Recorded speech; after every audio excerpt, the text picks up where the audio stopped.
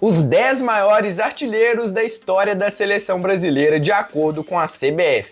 Mas antes de te contar quais são os 10 nomes, algumas explicações aqui sobre os critérios que eu usei para montar essa lista. Basicamente, existem dois rankings. Um da CBF, que considera todos os amistosos, praticamente da seleção brasileira, como contra times, contra seleções de estados, por exemplo, e o outro da FIFA, que considera apenas aqueles amistosos contra seleções oficiais mesmo, aqueles jogos que são considerados pela entidade. Mas não muda tanto assim de um ranking para o outro. O top 5, por exemplo, é o mesmo, com os mesmos jogadores. O que muda é a ordem. E além de te contar quais são os 10 nomes aqui de forma geral, eu vou trazer também os 5 com as melhores médias entre esses 10 nomes. E se você já sabe quem é o líder desse ranking e provavelmente já sabe, fica comigo até o final, porque eu vou trazer estatísticas mais detalhadas do nosso primeiro colocado. Por exemplo, as maiores vítimas, em quais competições marcou mais vezes, quantos hat-tricks marcou, entre outros dados. Meu nome é Samuel Rezende, sou jornalista e esse é um canal focado na cobertura da seleção brasileira.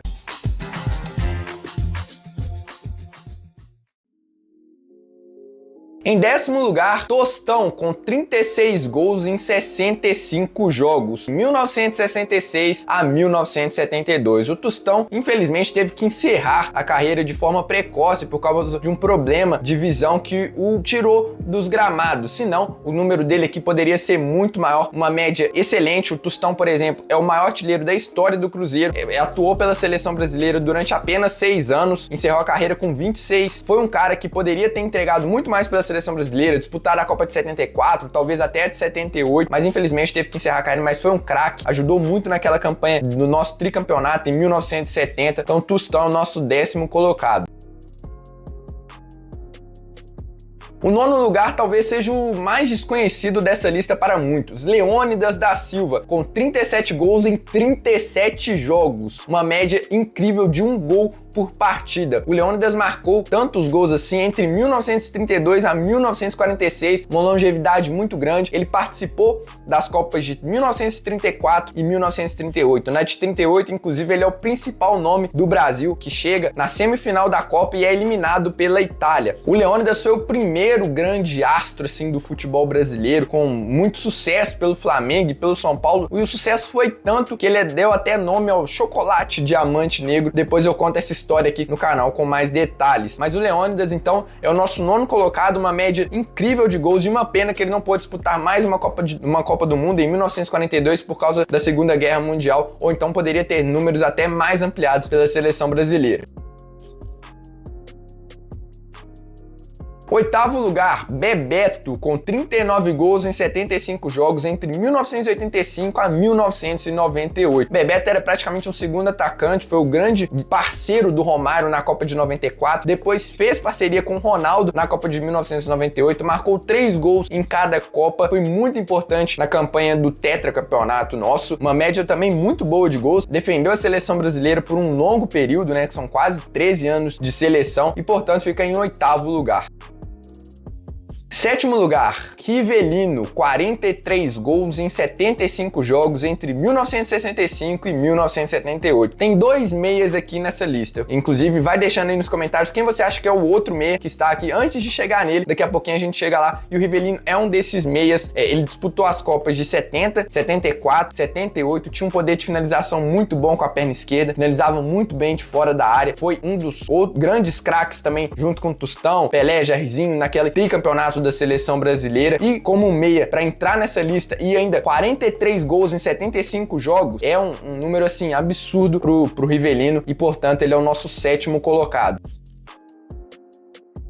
6º colocado, o Jairzinho, com 44 gols em 105 jogos entre 1964 e 1974. O Furacão da Copa foi o primeiro jogador a marcar em todas as partidas de uma Copa do Mundo em 1970. O Jairzinho marcou gols em todos os 6 jogos da Copa de 1970 marcou 7 gols em 6 jogos, foi o vice-artilheiro daquela competição, atrás apenas do Gerd Müller, que fez 10. Muitos apontam que o Jairzinho foi inclusive o melhor jogador do Brasil, à frente até do Pelé na Copa de 1970. Não vou entrar em detalhes se foi ou não, porque eu ainda preciso assistir mais jogos daquela campanha, mas fato é que o Jairzinho foi um grande nome na história da seleção brasileira. Claro, teve uma longevidade muito grande também, né? A média dele já é um pouco pior do que a dos outros que eu citei aqui, 44 gols em 105 jogos durante 10 anos, mas ainda assim não deixa de ser um grande número, e ele não era bem um centroavante, principalmente naquela Copa de 70, atuava mais pela ponta direita, mesmo assim conseguiu ser o artilheiro do time naquela oportunidade. E se você tá curtindo esse vídeo, não esqueça de deixar o like para que mais pessoas tenham acesso a esse conteúdo, e fica o convite para você se inscrever se você curte o tema seleção brasileira. E voltando pro nosso ranking, agora é só lenda, só cara que marcou o nome na história da seleção brasileira.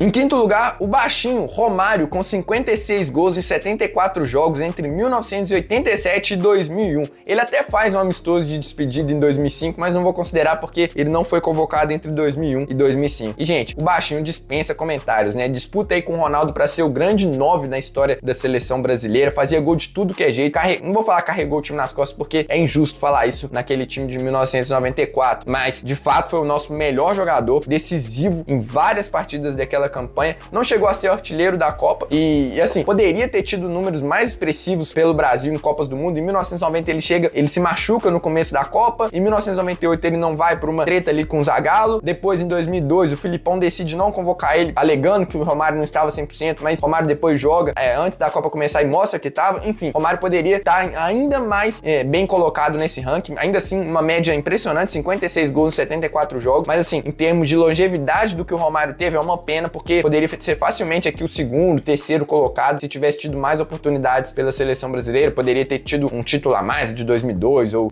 quem sabe de 98, se tivesse sido convocado. Enfim, Romário ainda assim foi a gente coloca aí entre os maiores e melhores na história da seleção brasileira. Em quarto lugar, você que aí chutou quem era o outro meia, será que acertou? Zico, com 66 gols em 89 jogos entre 1976 a 1986. Se você quer falar assim de um camisa 10 clássico brasileiro, o primeiro nome que vem à cabeça é o Zico. Era um cara completo, batia falta, conseguia armar bem o time, tinha passe, tinha condução, tinha drible. Uma pena aquele time de 1982, não só por ele, mas por outros grandes jogadores também que vestiram a camisa da seleção naquele ano, como o Júnior, o próprio Leandro, o na zaga Luizinho, no meio campo Terezo, enfim, vários outros, Sócrates, enfim, aquele time tinha vários nomes e o Zico era um deles. Infelizmente não conseguiu levar o Brasil a um título de Copa, ele é um dos, só ele, o Leônidas e mais um aqui que eu vou falar daqui a pouco que vocês já devem saber quem é, que não tem uma Copa do Mundo aqui nessa lista, mas isso não diminui em nada o tamanho do Zico pela seleção brasileira. Claro que todo mundo queria que ele tivesse uma Copa, enfim, foi um dos grandes 10 da nossa história, se não o maior não, porque tem o rei, mas em termos de meia, talvez tenha sido o maior meia da história da seleção brasileira e uma média também impressionante, 66 gols em 89 jogos para um meia, é uma coisa que não se vê mais atualmente. Em terceiro lugar, Ronaldo Fenômeno, 67 gols em 103 jogos entre 1994 a 2011. E o Ronaldo, assim como o Romário, mas por diferentes motivos, poderia ter ainda mais gols pela seleção brasileira se não fosse as várias lesões. Ele foi artilheiro do Brasil nas Copas de 98 e de 2002. 2002 foi o grande nome da seleção. Era o maior artilheiro da história da Copa do Mundo, até o Klose passar ele lá em 2014. E agora eu acho que o Mbappé, infelizmente, vai passar o Ronaldo também, é questão de tempo, mas ainda assim, Ronaldo escreveu o nome na história dele pela seleção brasileira. Tem 2 títulos, né, pra quem não se lembra, ele foi convocado pra Copa de 94, por mais que ainda não tenha entrado em campo, uma referência pra vários. Quando se fala em camisa 9, todo mundo pensa em Ronaldo, e o Ronaldo está, então, no top 3 aqui de artilharia da maior seleção do mundo. Segundo lugar é o Neymar, o único jogador em atividade nesse top 10 com 79 gols em 125 jogos entre 2010 e 2025. Foi o único grande nome da geração dele, por isso é o único que aparece aqui. Claro, tiveram muitos amistosos porque o Brasil sediou a Copa de 2014, o que tirou do Neymar muitas partidas de eliminatórias, por exemplo, mas ainda assim fez gols decisivos em Copa do Mundo contra a Croácia. Na Copa de 2014 ele era o principal nome daquela seleção e se ele tivesse em campo contra a Alemanha, talvez a história tivesse sido um pouco diferente. Não digo creio que ganharia, mas poderia ser um pouco diferente. O Neymar ainda pode ampliar esses números, lembrando aqui que eu gravo esse vídeo em abril de 2025, então se você estiver vendo depois e o Neymar tiver com mais gols, é por isso. Eu acredito que inclusive isso vai acontecer, muito dificilmente o Neymar não vai marcar mais nenhum gol pela seleção brasileira, mas dificilmente ele vai alcançar o primeiro colocado, que como 90%, 99% de quem acompanha aqui o canal já sabe, é o Rei Pelé, com 95 gols em 113 jogos entre 1957 e 1971. Eu acho que não convém muito ficar falando do Rei nesse vídeo, eu acho que porque, cara, todo mundo já sabe o tamanho do Pelé pra história da seleção brasileira, quase 100 gols, é um dos maiores artilheiros do Brasil na Copa do Mundo com 12 gols, começou a trajetória muito novo, terminou depois ali de 1970 com 3 títulos no currículo, ainda que 62 ele não tenha participado muito efetivamente, enfim, é o grande nome na história da seleção e eu disse pra vocês que eu ia trazer detalhado alguns números do Pelé que eu levantei aqui de forma separada. Primeiro, por que eu considero esses números da CBF? Porque muita gente vai falar, né, pô, é injusto você considerar os números da CBF, porque tinha jogos contra times muito ruins, mas não, cara. Você vai olhar os gols do Pelé, por exemplo, nos jogos que a FIFA não considera, ele tem 18 gols marcados. Beleza, é um número expressivo, tanto é que o Neymar na conta da FIFA já passou o Pelé. Mas aí você vai olhar os adversários, é Inter de Milão, é Atlético de Madrid, é Malmo da Suécia, que na época era muito bom, é a seleção de Pernambuco, é o Atlético antes de ser campeão brasileiro, entende? São times considerados fortes na época, por mais que a seleção brasileira fosse favorita contra todos eles. Mas você quer me dizer que, por exemplo, um gol contra a Venezuela numa eliminatórias vale e contra a Inter de Milão de 1960 não? Por quê? Vai dizer que a Venezuela é melhor do que a Inter de Milão de 1960? Eu tenho minhas dúvidas, então por isso eu quis considerar. A maior vítima do Pelé com a camisa da seleção foi o Paraguai, que sofreu 10 gols do Rei. O Pelé fez 8 hat-tricks na história pela seleção brasileira, só isso, né? Um na final de uma Copa do Mundo contra a Suécia de 1958, com apenas 18 anos, um absurdo os números do Pelé. Entre todas as campeãs mundiais, você pegar aí a lista de todos os times que foram, de todas as seleções que conquistaram a taça da Copa do Mundo, ele só não marcou contra o Uruguai e Espanha. Os anos mais artilheiros do Pelé foram 1966 e 1970, com 12 gols em cada. Por competições, o Pelé marcou 12 gols em Copa do Mundo, 8 em Copa Américas, 6, que na época chamava Sul-Americano, 6 em eliminatórias, 17 em outros torneios, aí Copa Roca, Taça das Nações, entre outros. Amistosos oficiais considerados pela FIFA foram 34 gols e amistosos não oficiais foram 18. Portanto, Pelé domina aqui o nosso ranking. Mas, para ficar aqui um pouco mais justo, qual que teve